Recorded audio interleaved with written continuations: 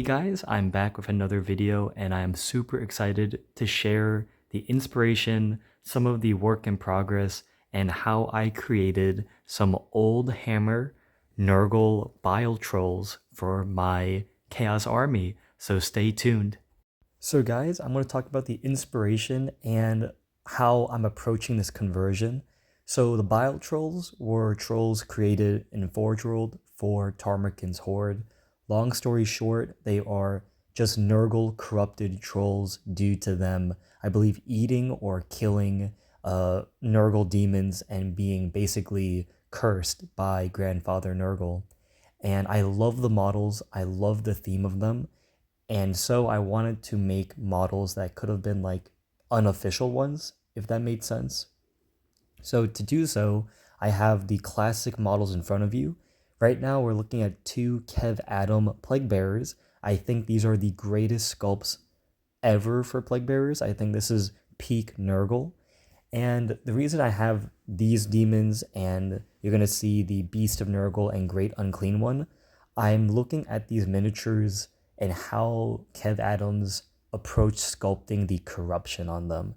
So the Plague Bearers had very few boils, few exposed guts compared to the new plastics.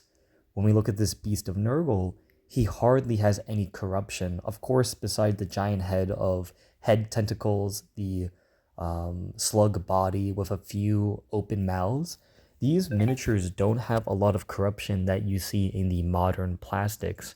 And it just gave me a good starting point of how to approach sculpting my own plague trolls. Up next, we're going to see the Great Unclean One. I knew, being the Great Unclean One, he has the most corruption, as he's supposed to be a totem, representation of Grandfather Nurgle itself.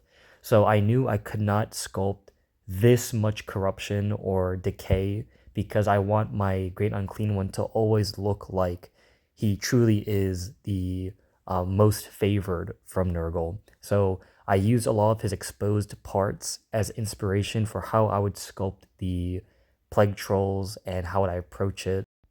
So guys, the base models I'm using are the classic out of production Famir, and I already know some people will be quite upset that I am destroying and using these quite rare miniatures. However, some of these models came damaged. I have a bag of them, and not all of them have the tails. I guess whoever had them didn't take care of them. So I love the models, and their poses are so great that I knew I had to do the conversion, so I do apologize about that. And onto the sculpting, I did not record a lot, and I'm so sorry about that, but you can see the comparison. So for the one with the hand up, I completely resculpted the face, made the jaw broken, added all these exposed open sores, and like I said in the inspiration portion of the video, I had the Great Unclean One, Plague Bearers, and the Beast of Nurgle by my side the whole time. I could constantly go back and forth for reference, adjust, and make sure I kept the spirit and the tone of the original models, and I think I did a fairly good job. This is the most heavily corrupted Bile troll out of the three, where I made his foot a bit more inflamed, made one toe larger, and I sculpted the whole jaw to be broken with extra teeth growing out, and I'm super proud of how he specifically turned out. Up next is actually one of the very few work in progresses. So this is the face of the second troll, and you can see how derpy it is. So I work in stages where I get the ears, the jaw, and everything placed after I do the eyes and nose. And this is after that. So once you get the basic shapes in, I went back in and just obviously added the details. These trolls, I just used like goblins as reference and old classic Citadel trolls. I think I made them look a bit too Noblar-like, but I do like them regardless. I'm proud that all three of them have a custom sculpted face. And this troll, pretty happy. Again, the head is completely sculpted. I gave him an exposed rib cage wound with a maggot crawling through, and his butt cheeks had to be sculpted because there's no tail anymore. This guy, I leaned a lot more into simple conversions or sculpting, and the only big mutation is by his right side of the face. his eye is either erupting out, rotting away, or whatever, and I do love how it turned out. It's pretty gruesome and a really cool detail. On to the last troll. He's very cute looking. I made the mistake. You're gonna hear it later on when I talk about the painting. I think I made him too innocent looking, but again, very happy with how much sculpting was done just to make it presentable as a troll. And I think the faces do the heavy lifting and having no tail. The Thamir are perfect bodies, honestly. I know they're rare, but so much conversion potential, and I really love how they came out.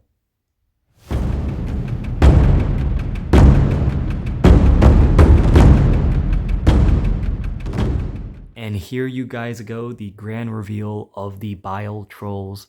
I am super happy of how they turned out. I feel like they're going to fit perfectly with Tarmakin and the whole army I'm currently painting. And like I said in the inspiration, I think I managed to pay respects and follow the sculpting style of that period of time. They don't have too many mutations, but they don't have too few. So let's talk about the painting like I usually do, and then just more close-ups of the painted miniatures.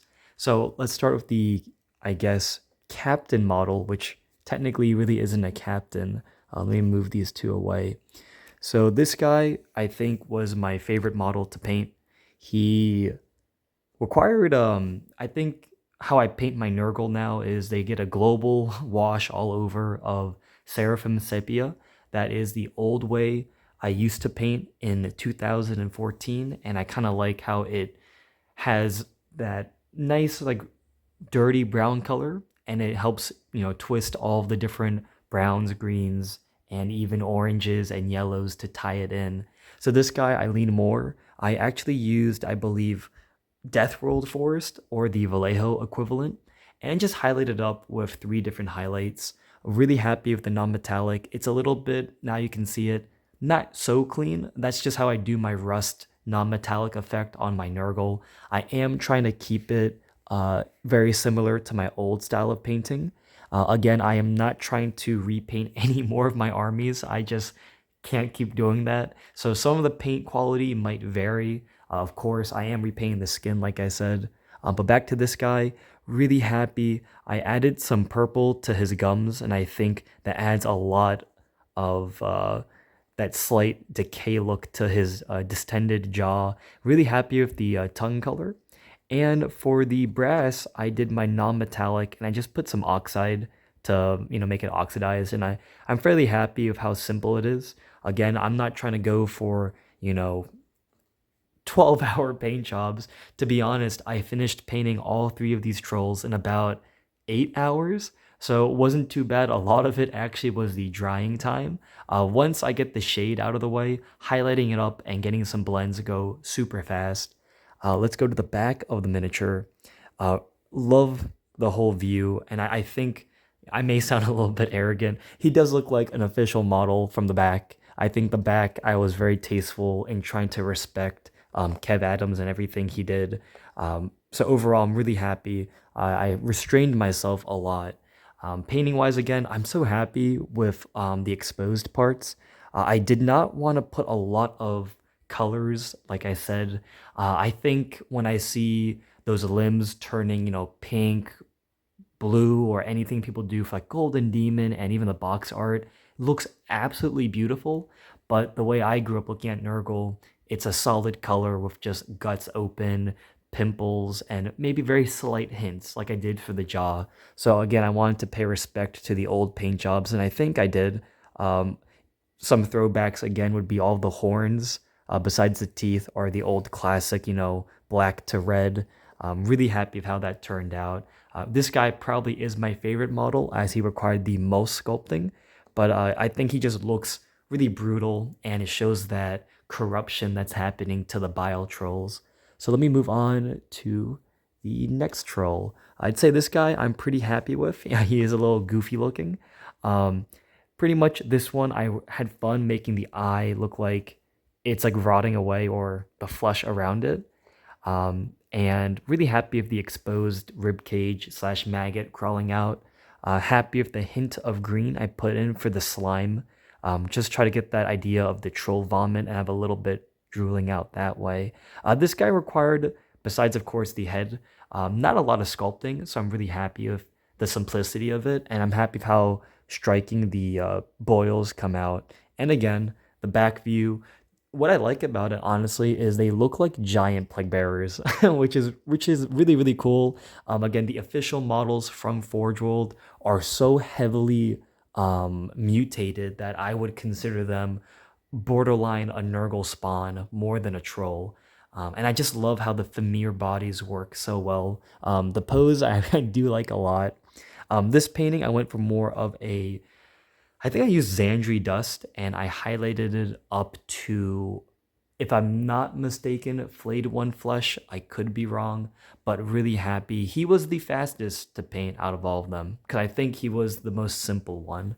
Not much more to talk about him, as I covered a lot of it before. I'm really happy with how the non-metallic came out. Again, not the cleanest, but I think it gets the point across, and I'm overall, again, very happy. Let's get the last one in. This guy is probably another goofy one. Looks more like a puppy. So I wish I put a few more mutations on him. So when I sculpted the face, I was really happy with it. And then I looked at him more and I thought he does look too much like a troll. At least the other guy has his eye like jutting out of his face. So I quickly added a few of these horns erupting from his face. I still think I went a little bit too tame. He looks kind of cute. Maybe that fits the old hammer aesthetic. Who knows? I'm happy with this Vermeer pose as it has that huge, like, wide swing, which I think is awesome. It conveys the power of these trolls. I believe trolls are strength 5, so I kind of like this pose he has, and they're very like clumsy walking pose and their huge fists. Again, really happy with how the colors popped out. So this skin color I used, I believe, Vallejo Leather Brown. It's a very nice, almost Mornfang color, but a bit more orange. And I highlighted up to either Deathclaw Brown or the Vallejo equivalent. Just love the tones, how it came out. And again, fairly straightforward. After the wash for the Seraphim Sepia finishes, you just highlight it up. Again, stuck with all the classic horn colors. And you'll notice the tongue is very bright pink, just like the sergeant of the unit. The reason I have that is, as you guys know, with the Beast of Nurgle, that is like a motif in my army. So my Nurgle will have these extremely bright green and purple and incubi darkness accents. I just think it looks cool. I'm not sure if it makes sense for Nurgle, but it is very nice and it does pop off the table. So I always try to have at least one cool color to draw, someone walking by and like, oh, look at the colors. But yeah, those are the 3 Bile trolls, and I am honestly very happy. I'm surprised with how much time I spent on them to get this result. I have a few more conversions, or not a few more, I have a ton more conversions for the Tarmakin's Horde army, but I hope you guys are enjoying this series. This army definitely revitalized my love for Nurgle. Nurgle was my very first, I believe, Warhammer 40k army, or the god, and ever since then I've just loved Nurgle himself, the themes of it. I like more of his old themes, not the new aesthetic they're kind of leaning into. But regardless, I'm happy to show love to an army that honestly deserved it compared to like my Zinch and the rest of them. But hope you guys enjoyed it. Look forward to the next hobby video.